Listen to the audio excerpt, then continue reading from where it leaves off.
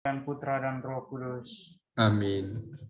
Allah Bapa dalam surga, pujian dan syukur kami haturkan kehadirat-Mu atas penyertaan-Mu sehingga kami boleh bertemu dalam dinamika kelas kami hari ini.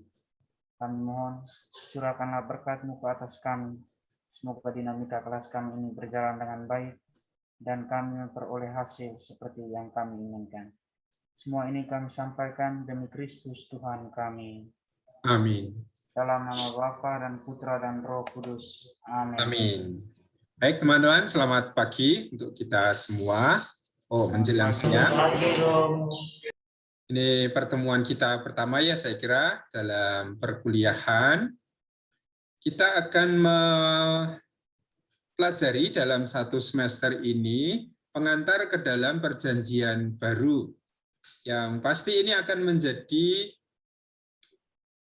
bahan dasar atau memberi pemahaman dasar untuk perkuliahan-perkuliahan kita di semester-semester yang akan datang tentu saja. Dan ini pasti terutama di dalam bidang perjanjian baru.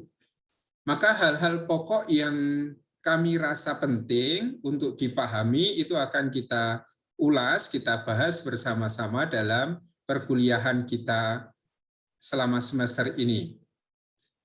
Nah, saya menunjukkan sebentar, dan ini pertama supaya nanti langsung bisa saya lewati, adalah bahan yang bisa kita pergunakan untuk perkuliahan kita ini. Bentar.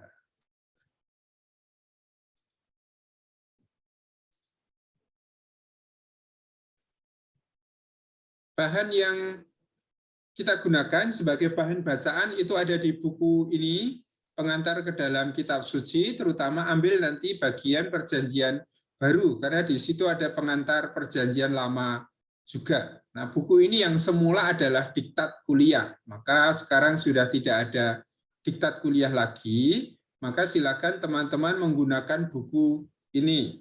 Ya, bisa dipinjam di perpustakaan atau bisa beli di Canisius atau pinjam dari kakak kelas, silahkan mengusahakan, tetapi yang penting masing-masing harus memegang buku ini. Karena ini adalah sumber bacaan yang harus kita baca sebelum pertemuan-pertemuan kita ini dimulai. Oleh karena itu silakan buku ini diusahakan gimana caranya. Kalau harus membeli, usahakan membeli lewat sekretariat. Ya, karena diskonnya itu lebih banyak. Saya kira ada diskon 30 atau 20% kalau lewat sekretariat. Ya, maka kalau bersama-sama gitu Mas Yus bisa mengusahakan untuk membelikan ke Canisius. Jadi untuk bahan yang pokok yang selalu harus kita pegang itu adalah pengantar ke dalam kitab suci ini. Pasti masih ada banyak buku lain. Ya, bahan-bahan bacaan lain yang bisa dipergunakan juga, silakan dipergunakan. Maka tidak terbatas hanya pada apa yang sudah saya siapkan. Lebih baik juga mencari banyak informasi dari sumber-sumber lain. Nah, apa yang akan kita bahas di dalam perkuliahan ini tentu saja adalah pengetahuan-pengetahuan yang mendasari pemahaman kita tentang apa itu perjanjian baru. Juga nanti kalau kita belajar Injil, belajar surat-surat Santo Paulus, nanti juga harus mempelajari kitab Wahyu, kita lalu punya pemahaman yang cukup sama bagi kita semua.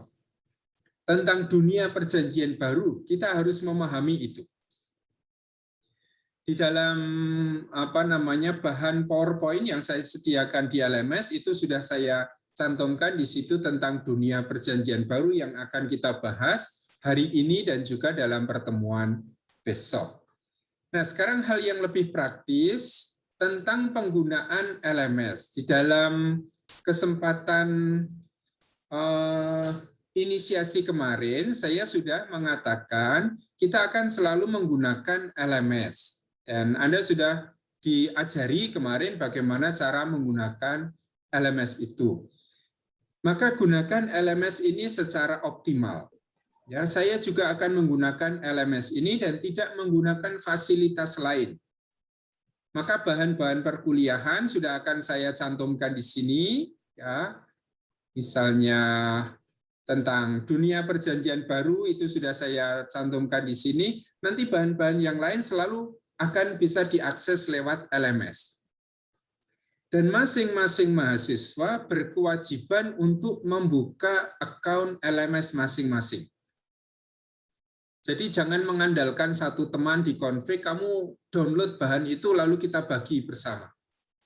Karena siapa yang tidak membuka bahan yang saya berikan di situ bisa saya ketahui. Artinya di sistem LMS itu kelihatan aktivitas mahasiswa, siapa yang membuka bahan, siapa yang tidak membuka. Ya, tentu hanya bisa dicek membuka bahan atau tidak. Soal membaca, mempelajari atau tidak, saya tidak bisa ngecek kecuali nanti dalam evaluasi pembelajaran. Maka LMS ini wajib digunakan. Bahan akan selalu saya ambil dari situ. Kemudian tugas-tugas juga selalu akan kita kirimkan, saya berikan dan kalian mengirim tugas selalu lewat LMS. Tidak melalui fasilitas yang lain. Tidak ada WA, tidak ada email dalam perkuliahan kita. Kita hanya menggunakan LMS itu saja. Ya, karena apa? Karena lebih mudah dikontrol. Ya, kalian kalau mengumpulkan tugas itu bisa mengontrol. Tugas saya sudah dinilai atau belum. Kalau sudah dinilai, saya dapat nilai berapa? Itu akan di situ. Ya, maka ini kita usahakan supaya LMS ini menjadi platform studi yang memang kita pergunakan secara maksimal, karena ini juga yang disediakan oleh universitas. Ya, kita difasilitasi dengan sangat baik dalam hal ini, LMS. Nah, di bagian paling awal dari LMS itu ada daftar hadir. Maka semua itu punya kewajiban untuk mengisi daftar hadir secara online. Meskipun di config masing-masing itu sudah disediakan formulir presensi, tapi daftar hadir di sini harus diisi. Nah, yang belum tahu caranya mengisi, silakan lalu juga belajar mengisi. Bentar, saya mengubah peran saya ya.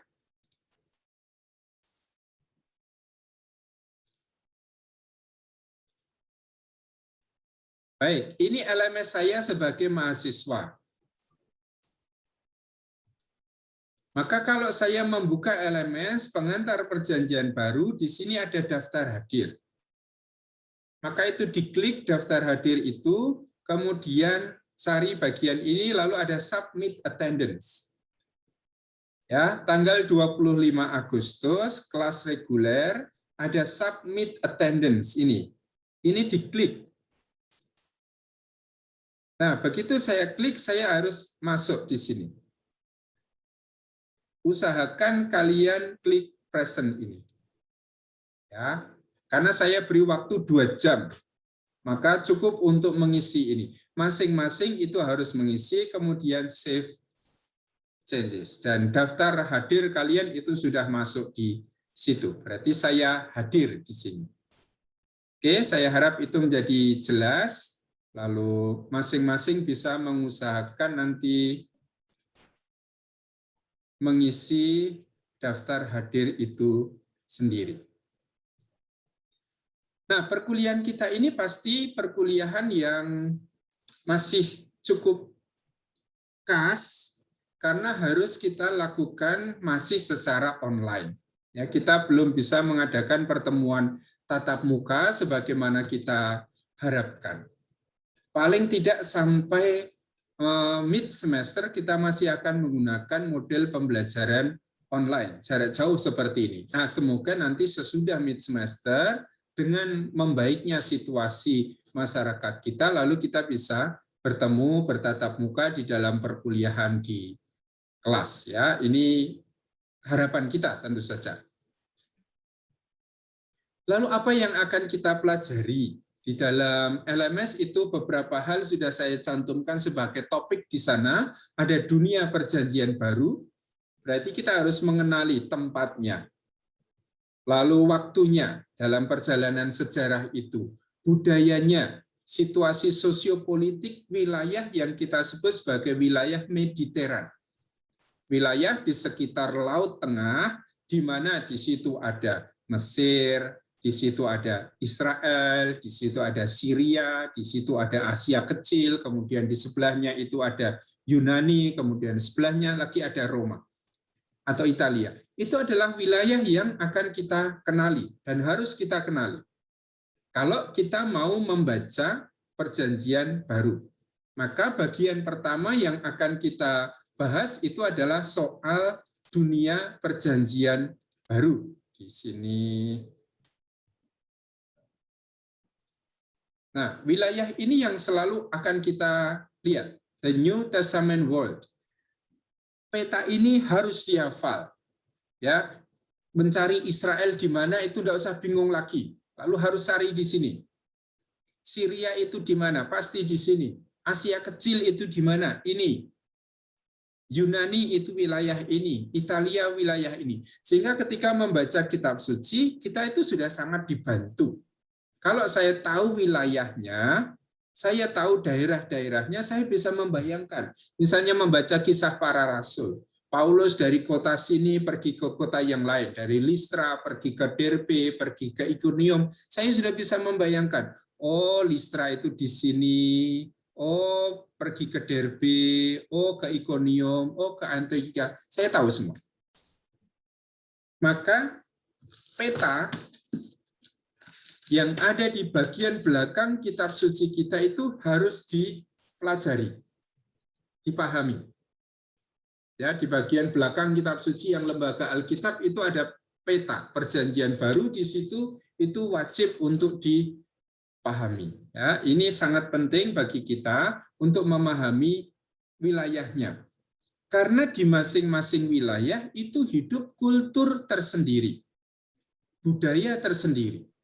Ya, orang Mesir punya budaya sendiri yang berbeda dengan orang Israel. Orang Israel dengan tetangganya di utara Syria punya kultur yang berbeda, apalagi dengan orang-orang Asia Kecil. Kita akan mengatakan, oh ini orang Israel yang masih tinggal di Palestina.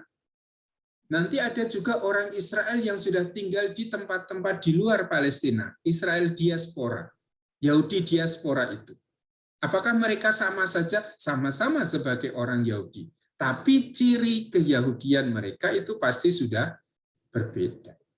Maka satu tempat itu bukan hanya masalah lokalitas, bukan hanya soal fisik tempatnya, tetapi tempat tertentu itu juga punya budaya tertentu, cara hidup tertentu, mentalitas tertentu, cara berpikir tertentu. Nah, itu harus kita pahami. Maka nanti kalau Paulus itu misalnya di dalam surat-suratnya itu lalu menceritakan dia pergi ke kota-kota di wilayah Asia Kecil, lalu kita harus bertanya budaya apa yang hidup di Asia Kecil? Cara berpikir seperti apa yang mempengaruhi orang-orang Asia Kecil itu, yang sekarang disebut Turki itu. Kalau Paulus itu sampai ke Yunani, masuk ke kota Athena, kita harus bertanya, bagaimana cara hidup orang Athena itu? Hanya dengan cara seperti itu, lalu nanti kita bisa dipermudah untuk membaca teks-teks kitab suci. Ya, katakanlah misalnya, Yesus itu kan orang Yahudi kan? Pada zaman Yesus, orang Yahudi berbicara dengan bahasa Aram misalnya. Itu bahasa keseharian Yesus dan murid-muridnya. Tetapi mengapa cerita tentang Yesus itu tidak ditulis dalam bahasa Aram, tetapi ditulis dalam bahasa Yunani? Nah, kita pasti akan bertanya, Yesus orang Yahudi, berbahasa Aram. Murid-muridnya orang Yahudi, berbahasa Aram. Tetapi mengapa Injil-Injil kita yang menceritakan tentang Yesus ditulis dalam bahasa Yunani? Pasti ada pengaruh kultur global yang waktu itu hidup. Zaman itu hidup. Nah, ini perlu untuk kita lihat supaya kita bisa memahami tidak hanya soal petanya, peta lokalitasnya, tetapi juga kulturnya. Situasi politik Yahudi Israel itu pasti berbeda dengan situasi politik Romawi. Apa hubungannya Romawi dengan Israel? Nah, tema-tema itulah yang nanti akan kita bahas ketika kita membaca atau membahas pokok tentang dunia perjanjian baru. Lalu baru sesudah itu kita akan membahas bagian yang lain, yaitu pembentukan teks perjanjian baru. Karena kita selalu memahami, ya, nanti semester berapa ada tafsir kitab suci, ya, semester 2 biasanya. Sekarang kita pahami bahwa kitab suci kita tidak datang langsung jadi seperti ini. Tetapi kitab-kitab yang disebut perjanjian baru ini terbentuk di dalam satu proses sejarah yang panjang, tidak hanya 1-2 tahun penulisannya. Tetapi teks-teks perjanjian baru itu terbentuk dalam suatu rentang sejarah yang panjang, mulai dari surat-surat Santo Paulus tahun 50-an, kemudian mulai ditulis Injil-Injil tahun 70 sampai tahun 100. Ditulis surat-surat yang lain, surat-surat yang kita sebut surat pastoral atau surat-surat Deutero Paulino itu ditulis pada zaman-zaman berikutnya. Dan setiap zaman itu pasti sudah mempunyai permenungan yang berbeda. Katakanlah kalian sama-sama merenungkan tentang panggilan, ya, renungan kalian selama di seminari menengah itu pasti sudah berbeda dengan renungan ketika kalian ada di novisiat. Renungan tentang panggilan ketika kalian sudah ada di skolastik, di seminari tinggi, pasti berbeda dari renungan kalian ketika masih di seminari menengah. Pasti seperti itu. Semakin orang mengenal pribadi Yesus dalam perjalanan waktu, pasti pengenalannya itu juga semakin kaya. Nah, proses pembentukan teks inilah yang akan kita lihat. Bahwa tidak serta-merta kita memiliki teks perjanjian baru utuh seperti ini. Injil Markus dari bab 1 sampai bab terakhir. Injil Matius dari bab 1 sampai bab terakhir. Tapi sebelum menjadi Injil seperti ini, cerita-cerita yang ada di dalamnya ada dalam suatu proses penerusan. Semula adalah cerita lisan. Ya, Yesus mengajar, Yesus memberitakan kerajaan Allah. Ajaran Yesus itu didengar oleh para murid, direnungkan, direfleksikan, menjadi lebih kaya. Apa yang diajarkan oleh Yesus diwartakan secara lisan kepada orang lain. Dan ini terus pewartaan lisan. Lama-kelamaan, apa yang semula diwartakan secara lisan, itu kemudian ditulis dalam suatu cerita-cerita pendek tentang Yesus. Mukjizat Yesus, pengajaran Yesus, konflik-konflik Yesus, semuanya dalam bentuk cerita pendek. Dalam perjalanan kemudian, cerita pendek ini disusun dalam suatu urutan kronologi tertentu. Dengan waktu yang tertentu, dengan urutan kisah yang tertentu, sampai terbentuklah yang kita sebut sebagai Injil. Nah, proses pembentukan teks inilah yang nanti juga akan kita bahas ketika kita membahas proses pembentukan teks perjanjian baru. Nanti dicek di LMS, sesudah itu kita akan bicara tentang jenis-jenis tulisan atau jenis sastra perjanjian baru. Ada yang disebut Injil, ada yang disebut surat, ada yang disebut sebagai kitab wahyu. Ya, maka kita akan pelajari apa kekhasan dari masing-masing bentuk tulisan ini. Dan ini nanti akan kita bahas setelah mid semester.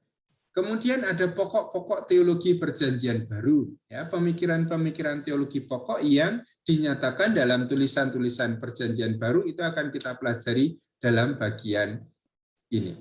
Nah, ini bahan. Saya kira ada 4 topik yang akan kita bahas di dalam perjalanan perkuliahan kita ini. Maka semoga tidak terlalu banyak, tetapi memungkinkan kalian untuk belajar secara mendalam.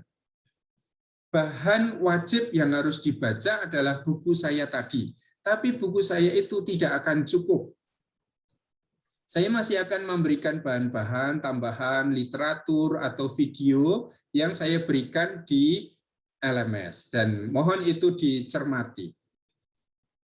Lalu di dalam LMS itu selalu ada apa yang harus kita pahami dalam setiap bagiannya. Mana tadi?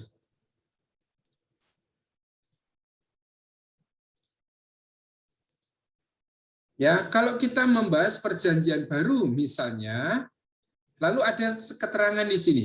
Pembahasan tentang topik ini bertujuan untuk mengenali situasi geografis, kultural, dan politis wilayah di sekitar Laut Mediterania, yaitu dunia Yunani, dunia Romawi, dunia Israel. Saya harus bisa menjelaskan geografinya Yunani itu di mana toh? Ya, yang namanya Macedonia itu di mana, yang namanya Akaya itu di mana, kota Athena itu di mana, kota Korintus itu di mana, harus dihafal dengan melihat peta. Kultur Yunani itu apa? Budaya yang dominan di dalam masyarakat Yunani apa? Situasi politiknya seperti apa? Tentu yang nanti punya kaitan, punya pengaruh dengan tulisan-tulisan perjanjian baru. Ya. Mengapa waktu itu pada zaman Yesus dilahirkan ada yang namanya Kaisar Agustus? Mengapa ada orang yang namanya Kirenius? Mengapa ada Pontius Pilatus di tanah Palestina? Dan ini pasti berkaitan dengan situasi politik dunia Mediteran pada zaman itu. Kulturnya apa? Situasi politiknya apa? Tokoh-tokoh pentingnya siapa? Ini yang nanti dilihat. Ya, maka yang perlu dipelajari adalah peta Mediteran, wilayah Mediterania. Yang perlu dipahami adalah yang namanya Helenisme. Ini budaya Yunani yang dipromosikan oleh Alexander Agung supaya menjadi budaya bagi semua wilayah yang dikuasai oleh Yunani.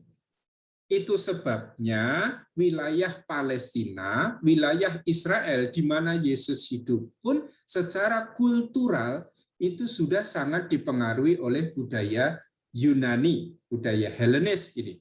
Meskipun Yesus adalah orang Palestina. Kemudian kita harus memahami situasi Romawi dan juga situasi Yudaisme sendiri. Situasi Israel sendiri seperti apa? Pembentukan teks, supaya kita memahami dan bisa mendeskripsikan tahap-tahap penting dalam pembentukan, ini bukan pembetulan, tapi pembentukan tulisan-tulisan perjanjian baru dari tahap pemberitaan lisan sampai bentuk-bentuk tulisan kanonik yang ada dalam perjanjian baru sekarang. Maka kita akan mempelajari di situ pewartaan lisan oleh Yesus dan pewartaan lisan oleh para pemberita Injil, para murid. Kemudian kita akan mempelajari tahap penulisan dan peredaksian teks itu sampai pada tahap kanonisasi. Dari sekian banyak Injil, mengapa kita hanya punya 4 Injil yang kita akui sebagai kitab suci? Mengapa Injil Maria Magdalena, Injil Petrus, Injil Barnabas itu tidak masuk dalam kanon kitab suci kita? Itu akan kita pelajari di situ. Lalu kita akan mengenali jenis-jenis tulisan perjanjian baru, menganalisa elemen-elemen dasar dari setiap jenis tulisan dalam perjanjian baru, dan juga jenis-jenis sastra yang terkandung di dalamnya. Kita akan membahas apa itu Injil, apa itu surat, apa itu apokaliptik atau pewahyuan. Bagian terakhir itu pokok-pokok teologi. Ya, ini pasti akan sekilas karena kita baru pengantar. Ini akan kita pelajari secara lebih mendalam dalam kuliah-kuliah yang akan datang. Kristologi, pneumatologi, kemudian soteriologi, ini soal keselamatan, dan juga soal eklesiologi, itu soal paham tentang gereja yang diperkembangkan di dalam tulisan-tulisan perjanjian baru. Nah, ini bahan yang akan kita pelajari. Tidak banyak supaya kita juga punya fokus di dalam upaya belajar kita. Maka kemungkinan untuk belajar dengan sumber-sumber elektronik atau dari perpustakaan itu silakan digunakan secara maksimal. Ya, nanti akan saya tunjukkan beberapa teks yang saya cantumkan di LMS, tetapi beberapa teks tidak akan saya cantumkan di LMS. Supaya apa? Supaya kalian belajar mencari. Kalau saya memberi judul artikel ini, bagaimana kalian mencari? Ya, kalau semua saya masukkan dalam LMS, kalian akan jadi malas dan tidak tahu cara mencari sumber-sumber belajar yang baik. kalian punya yang namanya JS Store, tapi memang harus diakses dari kampus. Ya, kalau seminari tinggi itu diuntungkan karena ada jaringan internet dari kampus. Teman-teman di konfig lain itu kalau masih online seperti ini masih akan sangat kesulitan karena tidak bisa mengakses sumber belajar itu. Maka mohon nanti tanya kepada kakak kelas bagaimana cara mengakses JS Store. Karena itu adalah suatu perpustakaan elektronik yang menyediakan jurnal-jurnal, artikel-artikel yang baik untuk studi kita. Tapi kalau mau mencari di internet sumber-sumber studi tentang perjanjian baru itu sangat banyak. Baik yang berupa video, penjelasan, presentasi, maupun yang berupa teks. Maka nanti coba diusahakan untuk memperkaya diri dengan literatur, dengan video-video tutorial, sumber-sumber informasi yang nanti bisa diambil dari internet tentang pokok-pokok yang kita bahas dalam pertemuan-pertemuan kita itu. Baik, untuk bagian pengantar ini, apakah ada pertanyaan lebih dahulu? Sebelum saya melanjutkan ke bagian yang lain.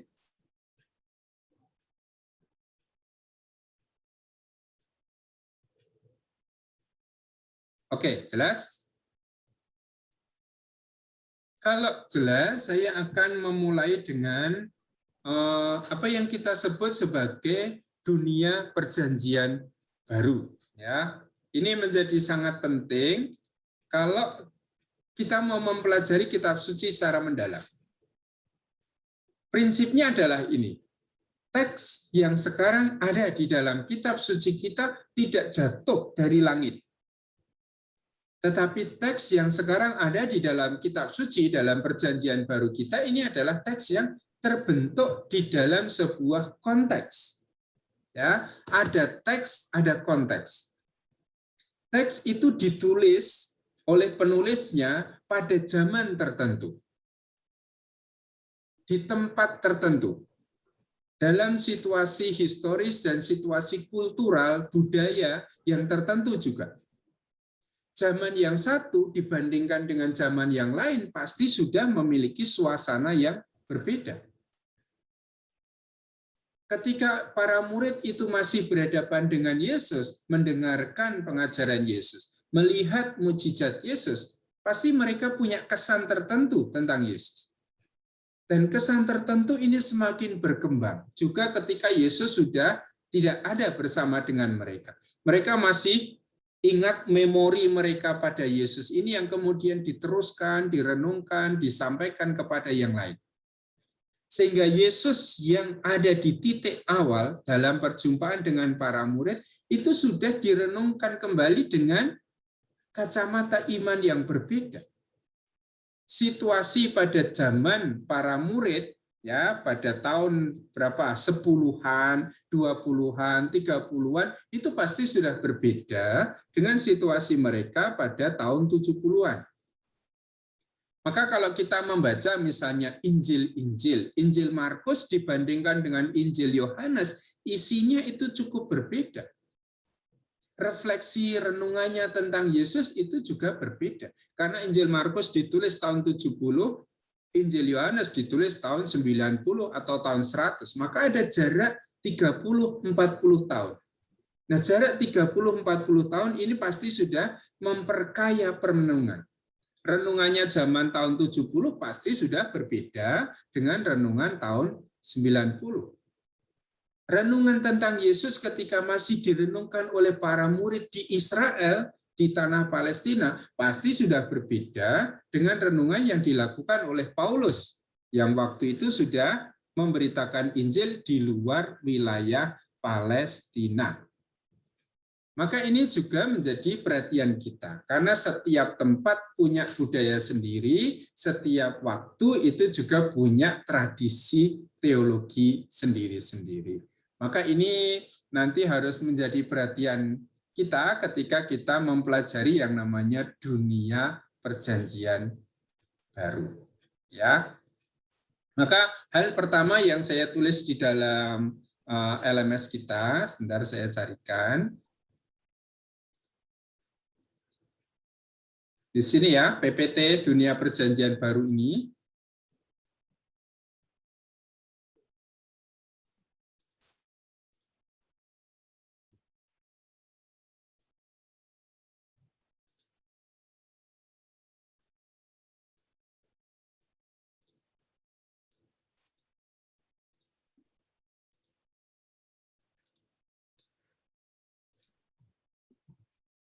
Nah, tentang pembahasan dunia perjanjian baru tadi saya katakan, ya, apa yang menjadi prinsipnya bahwa teks itu terbentuk di dalam konteks. Kita tidak pernah membayangkan bahwa wahyu ilahi sabda Tuhan itu datang dari langit sudah dalam bentuk jadi buku. Yang kita kenal bukan Yesus yang mengajar dan kemudian para murid menulis. Zaman Yesus mengajar, tidak ada para murid yang datang dengan buku. Tidak ada murid-muridnya yang datang dengan laptop, langsung ngetik apa yang dikatakan oleh Yesus. Yang dipakai adalah telinganya. Ketika Yesus mengajar, mereka membuka telinga mereka itu. Yang mereka gunakan adalah memorinya, ingatannya. Apa yang diajarkan oleh Yesus itu diingat-ingat. Dan karena yang diajarkan oleh Yesus itu benar, apa yang diajarkan oleh Yesus itu baik, maka mereka merasa perlu ini disampaikan kepada orang lain. Sehingga tahap pertama itu adalah tahap pemberitaan lisan. Yesus sendiri itu mengajar secara lisan. Para murid nanti juga akan memberikan kesaksian secara lisan. Apa yang diwartakan oleh para murid tentang Yesus sudah bisa berbeda. Yesusnya satu. Tetapi ketika dia berbicara, yang mendengarkan pembicaranya 10 orang, sudah ada 10 kesan yang berbeda. Saya ini di sini satu, ngomong sendirian, kalian semua mendengarkan dan mungkin membuat catatan. Yang saya omongkan sama, tetapi yang kalian catat itu pasti berbeda-beda. Coba bandingkan catatanmu dengan catatan teman di sampingmu itu. Ada yang rajin mencatat, ada yang setengah rajin mencatat, ada yang mungkin lapar atau ngantuk lalu tidak mencatat lagi. Maka ini juga tergantung pada pengenalan para murid akan Yesus. Semakin mengenal Yesus, semakin dalam permenungan mereka tentang Yesus, maka tulisan yang dihasilkan itu juga akan semakin mendalam. Oleh karena itu, kita selalu mengatakan teks itu terbentuk dalam sebuah konteks. Ya, konteksnya konteks apa? Tempat. Berarti ini soal geografis. Konteksnya adalah konteks soal waktu. Berarti ini soal masa historis. Konteksnya adalah konteks kultural, ya, dunia budayanya, dan juga konteks politik yang sangat mempengaruhi pada zaman itu. Sehingga sebuah teks itu harus dibaca dan dimengerti dalam konteksnya. Ini nanti semester 2 akan saya jelaskan lebih lanjut. Kalau kita membaca sebuah teks dan melepaskannya dari konteks, kita akan kehilangan makna dari teks itu.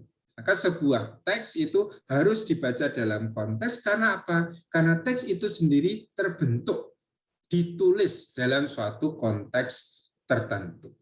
Dengan demikian, kita perlu mengenali yang namanya konteks sebuah teks. Konteks apa tadi sudah saya ulang-ulang, tempatnya di mana? Di mana teks itu ditulis? Kapan? Ya, ini soal waktu. Kapan teks itu ditulis? Kemudian soal kultur, budaya. Dalam budaya seperti apakah teks itu ditulis? Juga dalam situasi sosiopolitik seperti apa teks itu ditulis. Hanya dengan memahami konteks ini, lalu kita bisa memahami isinya. Orang Saduki itu seperti apa toh? Apa keyakinan-keyakinan pokok orang Saduki? Atau kalau tadi pagi di dalam misa pagi, Yesus itu marah-marah pada orang Farisi, ya, munafik. Kalian itu seperti kuburan yang dilabur putih, di luarnya itu bagus-bagus, tetapi di dalamnya itu penuh bangkai dan kebusukan. Kita harus memahami kata-kata Yesus. Mengapa Yesus punya kata-kata keras terhadap orang Farisi. Siapa orang Farisi pada zaman itu? Nah, kita perlu memahami situasi Yudaisme pada waktu itu, situasi Israel. Mana tahu kelompok-kelompok yang ada di dalam tradisi Israel. Oh, ada orang Farisi, oh ada orang Eseni, oh ada orang Saduki, oh ada kelompok orang Selot. Apa kekasan masing-masing ini? Kalau besok membaca misalnya kisah tentang Sakeus, pemungut cukai, diminta turun dari pohon itu, Yesus menumpang di rumahnya, makan bersama dengan Sakeus dan pemungut cukai. Orang-orang Farisi protes. Mengapa gurumu makan bersama dengan pemungut cukai dan orang berdosa? Kita harus bertanya, mengapa pada zaman itu orang tidak boleh makan bersama dengan pemungut cukai, petugas pajak itu? Nah, pertanyaan itu hanya bisa kita jawab kalau kita mengenali situasi historis, situasi kultural pada zaman Yesus. Itu artinya kita selalu harus mengenali konteks sebuah tulisan supaya bisa memahami isi dari tulisan. Nah, apa yang menjadi konteks dari Perjanjian Baru itu ada 3 hal yang penting.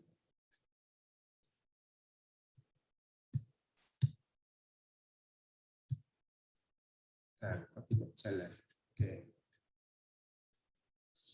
Kalau kita bicara tentang dunia Perjanjian Baru, konteks tulisan-tulisan Perjanjian Baru, maka kita di situ melihat apa yang kita sebut dengan dunia Perjanjian Baru ini adalah konteks kehidupan, baik tempatnya, geografinya, situasi sosiopolitik religiusnya, budayanya, ya, di mana tulisan-tulisan Perjanjian Baru lahir dan terbentuk. Berarti kita harus memperhitungkan situasi tempat, situasi waktu, historisnya, situasi kultural dan politiknya itu. Nah, Perjanjian Baru itu terbentuk ketika ada 3 kekuatan besar yang waktu itu sangat berpengaruh. Dan kekuatan besar yang pertama itu tentu adalah yang kita sebut sebagai Helenisme. Jadi ini budaya atau kultur Yunani. Nanti akan kita temukan sosok yang namanya Alexander Agung, raja dari Macedonia itu, yang mengalahkan berbagai macam tempat sampai sangat luas itu. Ini menjadi imperium yang sangat luas. Dan Alexander Agung itu membuat suatu keputusan bahwa semua wilayah yang berada di bawah kekuasaan Yunani harus berbudaya Yunani. Antara lain adalah dengan menggunakan bahasa Yunani. Sehingga wilayah yang sangat luas, dari Eropa sampai nanti perbatasan India, itu praktis sudah berbudaya Yunani. Sudah menggunakan bahasa Yunani sebagai bahasa pengantar, termasuk Israel, termasuk Palestina, tempat di mana Yesus dan para murid itu berada. Dan itu yang menjadi alasan juga nanti mengapa tulisan-tulisan Perjanjian Baru yang mengisahkan Yesus itu tidak ada dalam bahasa Ibrani, tidak ditulis dalam bahasa Aram, tetapi ditulis dalam bahasa Yunani. Karena memang budaya Yunani itu sudah menjadi budaya yang paling umum hidup pada zaman Yesus. Kemudian kekuatan yang kedua yang juga mempengaruhi tulisan-tulisan Perjanjian Baru dan kehidupan kekristenan pada tahap awal tentu adalah pemerintahan Romawi, ya, kekaisaran Romawi. Pengaruh Yunani itu terutama pada pengaruh kultural, ya, pada pengaruh kebudayaan, ya, bahasanya, arsitekturnya, pendidikannya, filsafatnya, itu pengaruh Yunani besar. Sementara pengaruh Romawi itu lebih pada pengaruh politik, kekuasaan. Karena kekaisaran Romawi ini adalah kekaisaran yang memang sangat concern, sangat mempunyai perhatian besar, terutama pada unsur politik. Ya, sementara kebudayaan Yunani itu lebih sangat dekat dengan yang namanya budaya, cara berpikir yang sangat ditentukan oleh filsafat Yunani pada waktu itu. Maka ini 2 kekuatan besar yang pasti harus kita pertimbangkan, kita perhitungkan ketika kita mempelajari perjanjian baru atau dunia perjanjian baru. Kemudian unsur yang ketiga yang nanti juga berperan di dalam tahap perkembangan perjanjian baru ini adalah Palestina sendiri, budaya Yahudi sendiri, atau mungkin juga bangsa Israel sendiri. Karena Yesus adalah orang Palestina, Yesus orang Yahudi. Dan orang Yahudi, bangsa Israel sebagai satu kesatuan itu juga punya cara berpikir sendiri, punya hukum sendiri, punya bahasa sendiri, punya agama sendiri. Maka kita perlu mengetahui tiga kekuatan besar ini. Helenisme, berarti nanti itu kaitannya dengan budaya, filsafat, pendidikan Yunani. Yang kedua itu Kekaisaran Romawi berkaitan dengan situasi politik yang terjadi. Yang ketiga itu adalah kekuatan Palestina, Israel sebagai suatu bangsa. Lalu tadi saya minta kalian untuk mencermati peta. Ya. Ini adalah wilayah yang kita sebut sebagai wilayah Mediteran.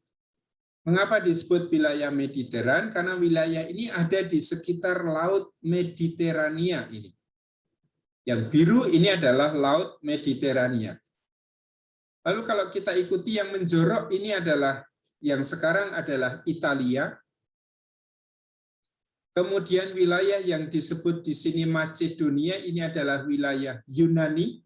Ya, bangsa Yunani ada di sini, ada Macedonia, juga ada Achaia di bagian selatan nanti.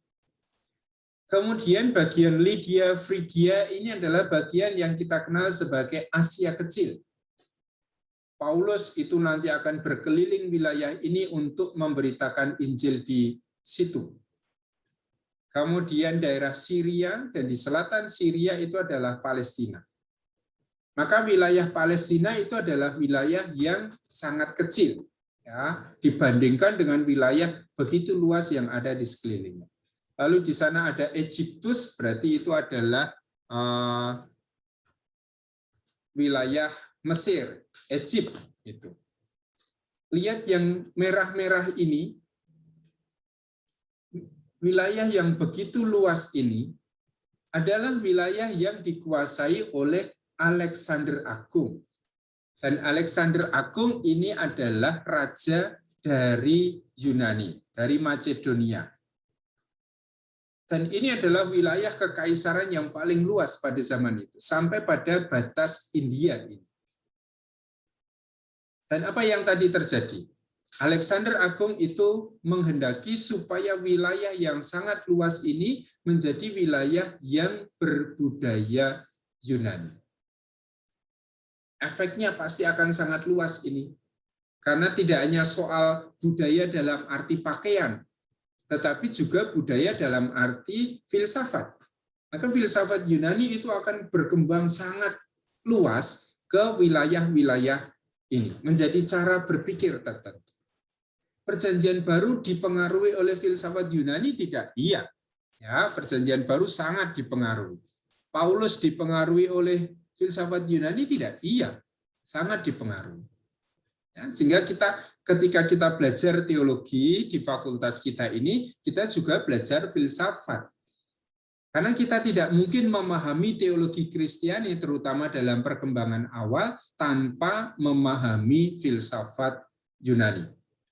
Kita akan sangat kesulitan memahami kata-kata Paulus di dalam surat-suratnya kalau kita tidak memahami cara berpikir filsafat, cara berpikir filosofis orang Yunani pada zaman itu. Nah, ini wilayah yang sangat luas yang dikalahkan oleh Alexander Agung pada waktu itu. Dan kemudian Alexander Agung ini rupanya tidak bertahan lama, ya, dia mati nanti ketika dia sedang ada di dalam peperangan. Nah, apa yang dibuat oleh Alexander Agung? Dia menguasai daerah sekitar Laut Mediterania, yang tadi saya blok merah tadi. Dan ini berarti wilayah yang sangat luas. Dan dia punya cita-cita, punya sebuah obsesi bahwa semua wilayah yang dikuasainya itu harus menjadi sebuah imperium universal. Tidak hanya suatu imperium politik, tetapi juga suatu wilayah yang disatukan dengan budaya yang sama. Maka tadi unsur budaya apa yang paling pokok adalah soal bahasa Yunani, ya, kemudian filsafat Yunani, dan kemudian agama orang Yunani. Tapi yang dua ini yang utama, bahasa Yunani dan filsafat Yunani. Ini yang diajarkan di sekolah-sekolah di wilayah yang dikuasai oleh Alexander Agung. Maka bisa dibayangkan bahwa budaya Yunani, filsafat Yunani itu mempengaruhi wilayah yang sangat luas. Menjadi cara berpikir, cara berbahasa yang khas pada zaman itu. Dan ini yang nanti juga dipergunakan oleh para penulis Perjanjian Baru. Misalnya katakanlah, dalam sastra Yunani itu ada yang namanya biografi. Ya, kisah tentang seorang tokoh, seorang pahlawan, atau seorang penyair biasanya juga. Apa yang kita sebut Injil oleh orang-orang tertentu itu disebut juga sebagai biografi Yesus. Lalu dikatakan bahwa Matius, Markus, Lukas itu hanya mengambil pola sastra, pola bercerita yang waktu itu sudah umum dijumpai di antara orang-orang Yunani. Ya, maka biografi yang sudah dikenal dalam tradisi Yunani diambil oleh para penginjil menjadi pola bercerita tentang Yesus. Sehingga beberapa orang mengatakan Injil itu pada dasarnya juga adalah biografi tentang Yesus. Ya, ini pengaruhnya. Maka bahasa dan budaya Yunani itu lalu menjadi faktor penting di dalam tahap-tahap perkembangan Helenisme itu. Tadi saya katakan Alexander Agung itu lalu tidak lama berkuasa. Dia mati dalam usia yang masih sangat muda pada waktu itu. Sehingga lalu kerajaannya itu terpecah dan kemudian dikuasai oleh panglima-panglimanya. Ya, bagian yang pertama, bagian Yunani sendiri, itu nanti dikuasai oleh Antigones dan wangsanya. Ya. Kemudian wilayah Syria, termasuk juga Palestina, nanti akan dikuasai oleh wangsa Seleukus. Lalu bagian besar yang lain, yaitu Mesir, dikuasai oleh Ptolemeus. Maka tiga wangsa ini yang akan sangat berpengaruh. Dan wangsa mana yang sangat berpengaruh pada Palestina pada zaman Yesus adalah yang kedua. Karena pada waktu itu Syria itu ada di bawah, atau namanya Israel itu ada di bawah kekuasaan Syria. Sehingga keluarga atau wangsa yang sangat terkenal yang berkuasa di Syria termasuk juga menguasai Palestina itu adalah wangsa Seleukus. Nanti kalau kalian mendengar yang namanya Kaisar-Kaisar Epiphanes, Antiochus IV Epiphanes, ini adalah kaisar dari wangsa Seleukus ini. Nah, apa yang terjadi pada umumnya?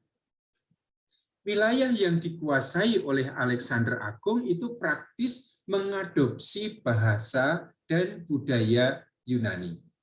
Ini dua unsur dalam tradisi Helenisme yang tadi saya katakan ini paling kunci, ya. Semua yang dikuasai oleh Alexander Agung itu akan berbahasa Yunani dan berbudaya Yunani. Lalu bahasa yang digunakan itu adalah yang kita kenal sebagai bahasa Yunani Koine.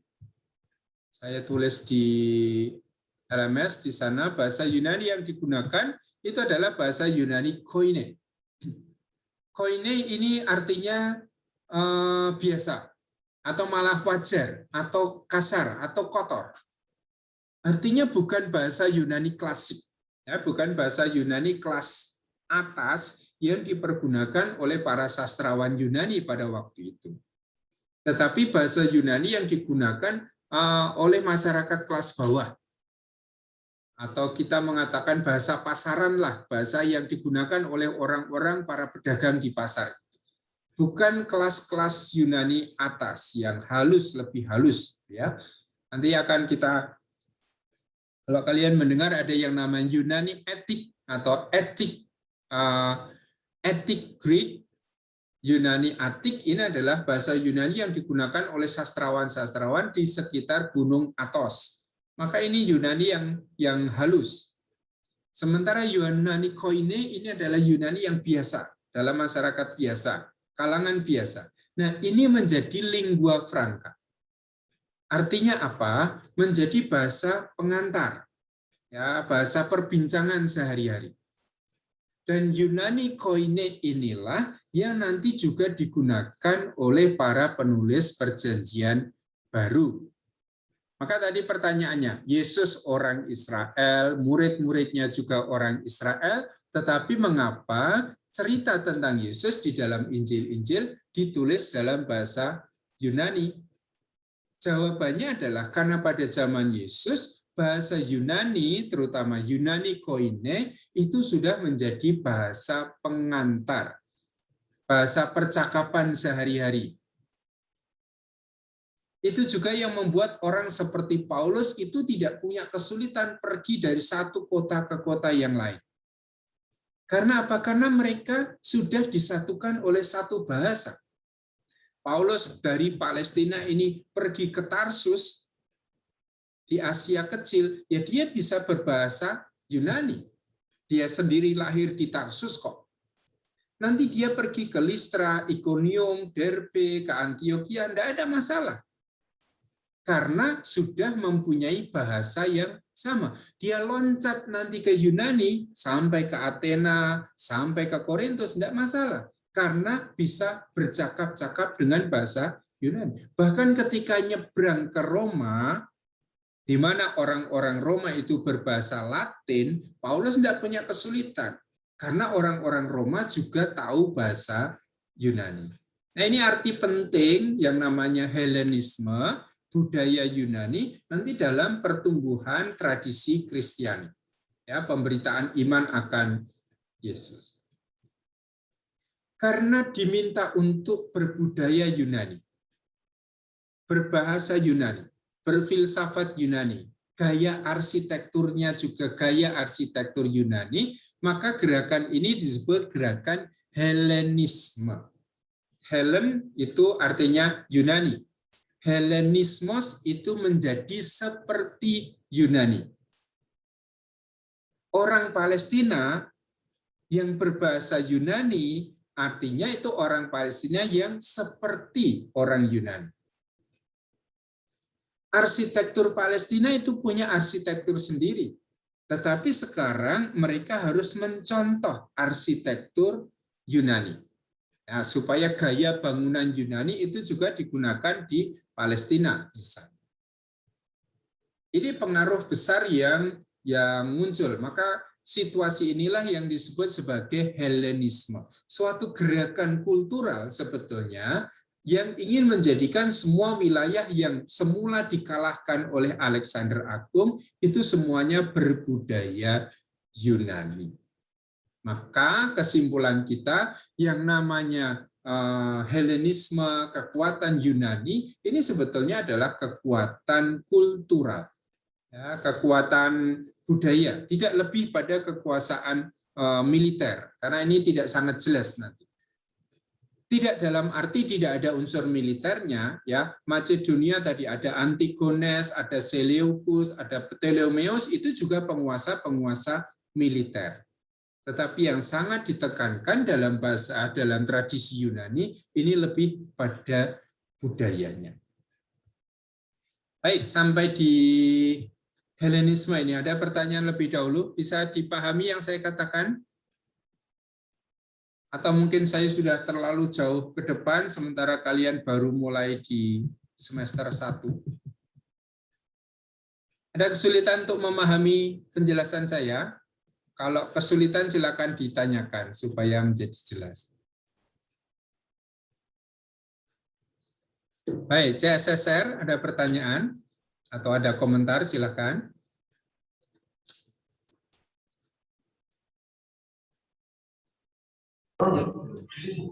Siang Romo, Selamat siang. Ya. nama saya Efren.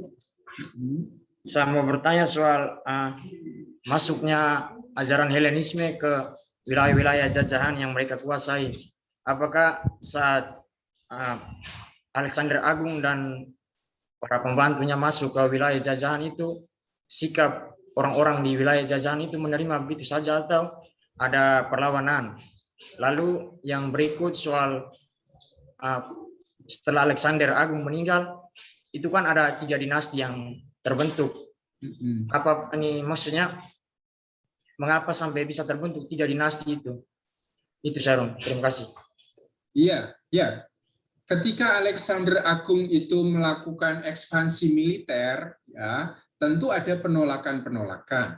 Ya, wilayah-wilayah yang dikuasai oleh Alexander itu tidak menyerah begitu saja, tetapi melakukan perlawanan militer juga. Tetapi memang bisa dikalahkan oleh Alexander Agung. Ketika mereka menjadi bawahan atau negara atau wilayah yang dikuasai oleh Yunani, mau tidak mau mereka harus mengikuti keputusan Alexander Agung ini. Sehingga mau tidak mau mereka harus menjadikan budaya Yunani, tradisi Yunani itu sebagai budaya dan tradisi mereka. Apakah ada penolakan? Ada. Dan salah satu wilayah yang menolak untuk berbudaya Yunani adalah Yerusalem. Terutama kota Yerusalem. Ya, nanti kita akan melihat Israel itu ada 2 bagian, bagian selatan dan bagian utara. Bagian utara tempat di mana Yesus dan para muridnya tinggal itu adalah wilayah Galilea. Yang praktis wilayah Galilea itu sudah dipengaruhi oleh budaya Yunani. Sementara wilayah selatan yang kita kenal sebagai wilayah Yudea, yang pusatnya ada di Yerusalem, itu termasuk wilayah yang masih dengan sangat kokoh mempertahankan identitas religius mereka. Mempertahankan budaya Yahudi, budaya Israel. Dan mereka masih cukup merdeka, ya, tidak banyak dipengaruhi oleh budaya Yunani. Tapi Israel bagian utara yang ditempati oleh Yesus dan para muridnya sudah sangat dipengaruhi oleh budaya Yunani. Ambil contoh orang seperti Filipus,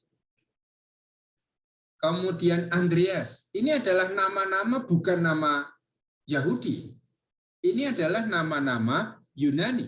Nah, kalau sudah sampai namanya pun diambil untuk memberi nama orang setempat, orang lokal, berarti orang setempat itu sudah terpengaruh budaya Yunani. Ya, jadi kesimpulannya, apakah tidak ada perlawanan? Ada. Tetapi tidak semua wilayah itu berhasil mempertahankan identitas budaya mereka. Nah, salah satu wilayah yang cukup kuat mempertahankan identitas budaya mereka adalah Yerusalem. Maka nanti para penguasa Yunani, terutama Wangsa Seleukus, berusaha untuk menghantam identitas religius ini. Dengan cara apa? Dengan cara mendirikan patung Zeus di Bait Allah Yerusalem. Itu yang dibuat oleh Antiochus IV Epiphanes, berarti dari Wangsa Seleukus. Itu juga yang memunculkan nanti pemberontakan Yudas Makabeus atau pemberontakan Makabe. Jadi orang-orang Palestina itu melawan atau memberontak melawan penguasa Helenis dari Wangsa Seleukus. Sehingga ada perlawanan, tetapi tidak semua itu bisa mempertahankan identitas religius dan identitas budaya mereka. Ini tentang yang pertama tadi, apakah ada perlawanan atau tidak ada perlawanan terhadap Alexander Agung? Pasti ada, tetapi karena kuatnya pengaruh Alexander Agung yang masih muda itu, lalu sebagian besar wilayah yang dikuasainya itu praktis berbudaya Yunani. Lalu pertanyaan yang kedua, mengapa itu akhirnya terpecah menjadi 3 itu? Yaitu politik. Ya, Alexander Agung mati ketika masih sangat muda, umur 34 atau berapa kalau tidak keliru itu. Tidak mempunyai keturunan yang sangat kokoh. Sehingga siapa yang kemudian menguasai wilayah-wilayahnya bukan anak-anaknya, tetapi panglima-panglimanya. Maka Antigones itu adalah panglimanya Alexander Agung. Seleucus itu juga panglimanya Alexander Agung. Ptolemeus itu juga panglimanya Alexander Agung.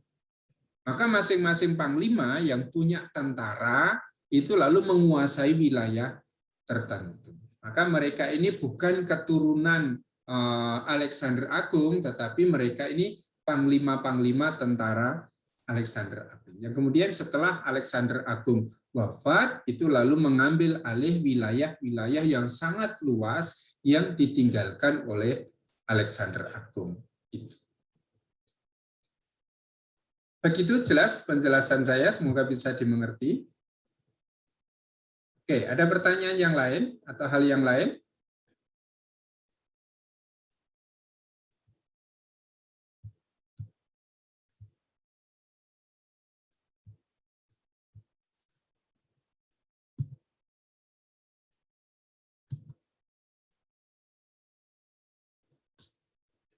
Nah, bagaimana dengan Palestina di bawah Alexander Agung ini? Semula dalam tahap paling awal, Palestina ini dikuasai oleh Mesir. Nah, siapa yang menjadi penguasa Mesir tadi adalah Wangsa Ptolemeus. Maka Palestina dikuasai oleh Mesir. Tetapi 100 tahun kemudian, Wangsa Ptolemeus ini dikalahkan oleh Wangsa Seleucus. Sehingga dengan sendirinya Palestina, Israel yang waktu itu ada di bawah Mesir, sekarang berubah menjadi di bawah Syria. Yang menguasai wilayah Syria itu adalah Wangsa Seleucus. Dan apa yang terjadi pada zaman ini? Mulai ada penyebaran penduduk. Orang-orang Palestina yang menghadapi penganiayaan yang besar itu mulai menyebar ke berbagai macam daerah. Dan inilah yang nanti akan disebut sebagai Yahudi diaspora, yaitu orang-orang Yahudi yang akan tinggal di wilayah-wilayah di luar Palestina. Ini sebetulnya sudah mulai pada zaman pembuangan Babilonia misalnya, atau pembuangan yang sebelumnya, pembuangan Asyur. Orang-orang Israel diambil dari Palestina lalu dibuang ke tanah pembuangan. Hidup di sana, mengalami kemakmuran di sana, tidak mau kembali lagi ke Palestina. Sehingga menjadi orang Yahudi yang tinggal di luar wilayah Palestina. Nanti akan menjadi dua kelompok. Antara kelompok orang Yahudi yang masih tinggal di Palestina, di tanah Israel, dan orang Yahudi yang ada di perantauan. Orang Yahudi diaspora. Ya, sementara itu pembuangan di Babilonia itu akan menjadi pembuangan yang sangat besar. Orang Yahudi mulai tinggal di Babilonia, orang Yahudi mulai tinggal di Mesir, kemudian di wilayah-wilayah Asia Kecil yang nanti akan dikunjungi oleh Paulus. Dan Paulus itu setiap kali mengunjungi suatu kota pasti akan mencari yang namanya sinagoga, tempat berkumpulnya orang Yahudi di suatu kota. Ya, ini nanti efeknya cukup besar dalam tradisi Perjanjian Baru. Karena orang Yahudi tidak hanya ada di Palestina, tetapi juga ada di wilayah-wilayah yang lain. Dan pemberitaan Injil yang dibuat oleh Paulus nanti ditujukan terutama kepada orang-orang Yahudi yang ada di luar wilayah Palestina. Maka iman yang semula itu hidup di Palestina, di Israel, sekarang menjadi iman yang dibawa oleh Paulus itu kepada orang-orang, termasuk orang-orang bukan Yahudi yang ada di kota-kota itu. Di Palestina sendiri sikapnya seperti apa? Seperti tadi yang sudah saya jelaskan, ada dua sikap terhadap praktek Helenisme ini. Yang pertama itu adalah menolak Helenisme. Ya, orang seperti Yudas Makabeus yang melakukan pemberontakan itu pasti menolak Helenisme. Tetapi memang ada juga orang-orang yang menerima Helenisme. Ya, ada orang-orang Yahudi yang akhirnya ya menyerah pada tradisi Yunani. Ada imam-imam agung yang kemudian justru ikut serta dalam tradisi budaya Yunani. Dan ini yang kemudian diserang oleh Imam Matatias itu, oleh bapaknya Yudas Makabe itu. Dan kemudian muncul pemberontakan besar untuk melawan wangsa Seleukus ini. Nah, ini secara politik. Sekarang Yunani itu terkenal juga dengan yang namanya tradisi tertulis. Kalau orang Yahudi itu tidak mengenal tradisi tertulis pada zaman itu. Yang kenal tradisi tertulis itu adalah Yunani. Maka orang Yunani itu punya yang namanya sastra, tulisan. Banyak tulisan yang muncul di antara orang-orang Yunani. Muncul juga filsafat Yunani. Yang nanti pelan-pelan juga akan kita pelajari di program studi kita itu. Ada Platonisme, ada Neoplatonisme, ada Pitagoreanisme yang berasal dari Pitagoras itu.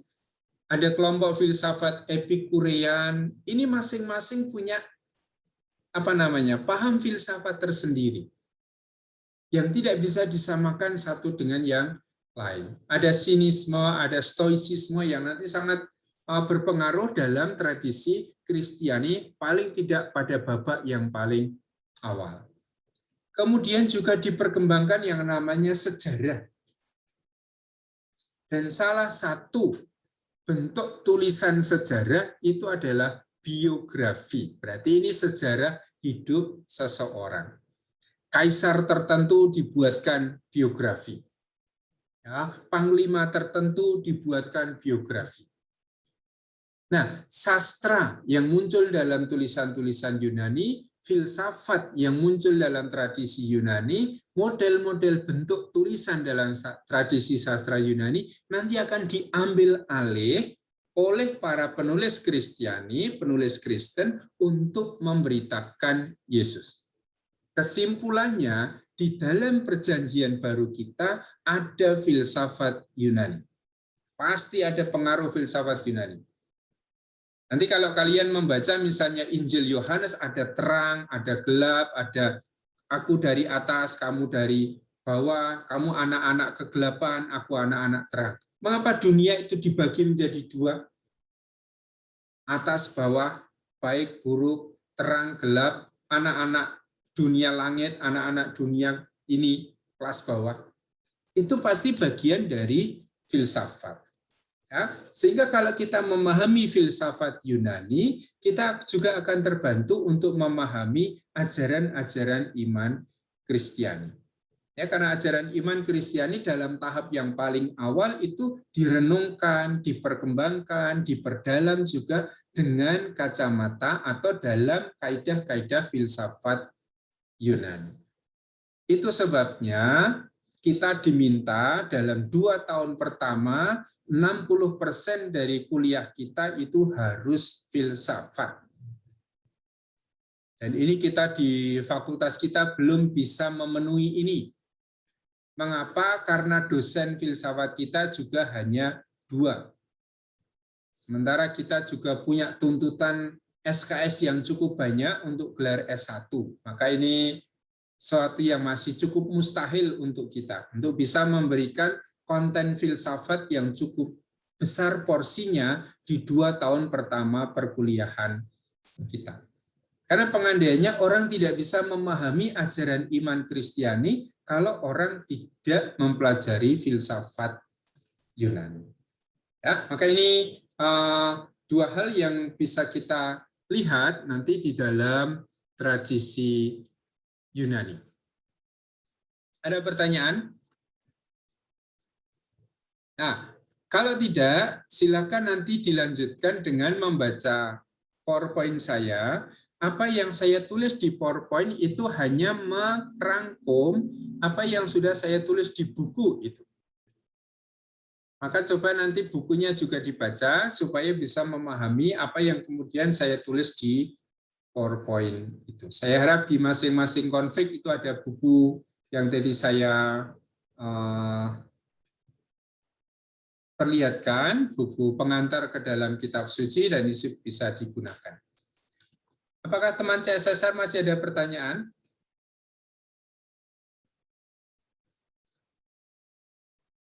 Silakan.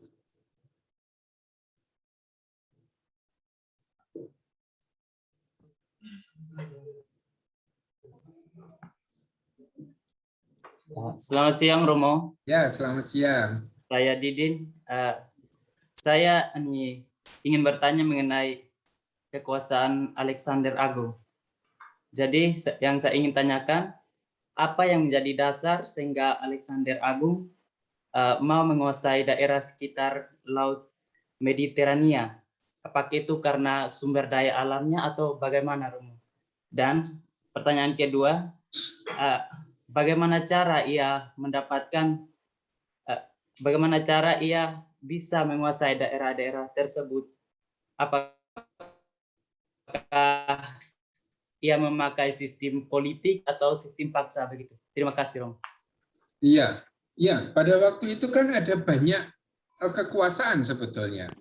Ya, kalau kita lihat wilayah di sekitar Laut Mediteran itu kan giliran.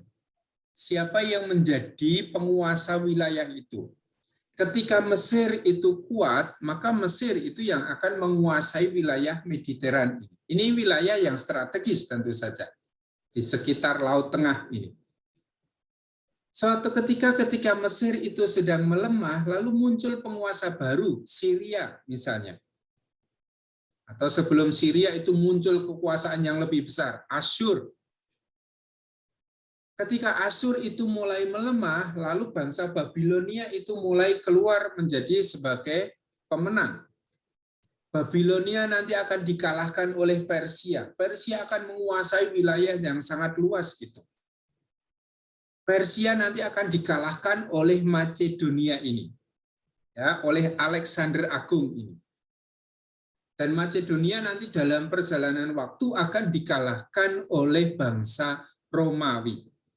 Maka lihat sejarah pada zaman itu, wilayah di sekitar Macedonia itu tidak pernah aman dalam jangka waktu yang cukup panjang. Ketika Mesir itu kuat, ya Mesir itu yang menguasai wilayah Macedonia itu. Ketika Mesir sendiri sedang melemah, muncul Asyur. Ketika Asyur itu mulai melemah, muncul Babilonia, ya, yang kemudian juga menguasai wilayah Palestina. Lalu membuang orang-orang Yahudi itu ke Babilonia. Ketika orang Yahudi di Babilonia, lalu muncul Raja Darius dari Persia yang mengalahkan Babilonia, membebaskan orang Yahudi kembali ke Palestina. Maka itu situasi yang memang sungguh-sungguh terjadi. Wilayah itu berganti penguasa.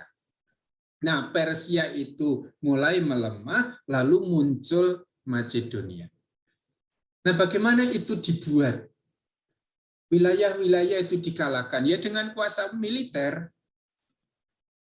Maka meskipun masih sangat muda, Alexander Agung itu adalah panglima militer. Dia menggunakan kekuatan militernya untuk mengalahkan wilayah-wilayah yang sangat luas itu. Tetapi tadi saya katakan dia tidak hanya pengen wilayah itu disatukan dengan kekuasaan militer. Tetapi dia pengen supaya wilayah itu juga disatukan dalam budaya yang sama. Maka dalam tahap militer pasti ini dengan kekerasan. Tetapi yang kedua ini adalah dengan jalur budaya. Ya, secara kultural mereka dipersatukan dalam satu budaya yang sama. Ini pertanyaan yang pertama tadi dari Didin itu soal bagaimana ini dipersatukan. Apa yang memotivasi? Pasti yang memotivasi adalah kekuasaan. Ya, orang mau menguasai wilayah itu seluas mungkin. Dan dalam kenyataannya wilayah Macedonia di bawah Alexander Agung ini adalah wilayah yang imperium yang paling luas pada zaman itu. Ya. Kekuasaan Romawi itu pun tidak seluas kekuasaan Macedonia ini. Begitu Didin, apakah jelas yang saya maksud? Bukan jelas ya?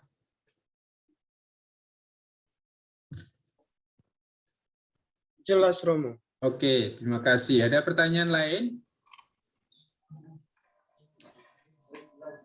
Baik, kalau tidak ada pertanyaan lain karena saya sudah capek. Air saya juga sudah hampir habis. kita selesaikan pertemuan, lalu silakan Anda membaca buku saya, lalu mencermati PowerPoint yang ada di situ, dan minggu depan kita masih akan melanjutkan dengan dunia perjanjian baru, terutama nanti dunia Helenis dan juga dunia Romawi. Maka cermati apa yang paling penting untuk dipahami dalam pokok bahasan ini. Ya, soal budaya Yunani, cara berpikir Yunani, filsafat Yunani yang saya jelaskan di dalam buku itu. Minggu depan semoga saya tidak menyita terlalu banyak waktu, tetapi ada waktu untuk tanya jawab, waktu untuk berdiskusi, sehingga saya bisa lebih ringanlah beban saya, tidak harus mengajar 2 jam full, tetapi kita bisa bertukar pikiran. Oke, begitu. Semoga jelas, dan kita akan mengakhiri pertemuan kita. Saya tidak akan menggunakan waktu 2 jam full untuk pertemuan-pertemuan kita, mungkin hanya 1 jam, kemudian 1 jam untuk mencermati video atau bahan kuliah tertentu, atau untuk diskusi. Ya, tergantung nanti perjalanan studi kita ke depan, dinamikanya bisa kita kelola seperti apa. Baik, terima kasih. Mari kita akhiri dengan tanda kemenangan Kristus dan kita melanjutkan studi kita masing-masing. Dalam nama Bapa dan Putra dan Roh Kudus. Amin. Terima kasih. Terima kasih Romo. Wah, ya, gimana? Tentang LMS di daftar hadir itu, saya Mario dari Seminari Tinggi Kentungan ternyata salah mengklik, Romo. Saya kliknya di bagian absennya, Romo. Wah, pinter berarti kamu. Ya, nanti saya edit ya. Iya, Romo. Ya, terima kasih. Sampai Matur nuwun, ketemu. Romo. Selamat siang.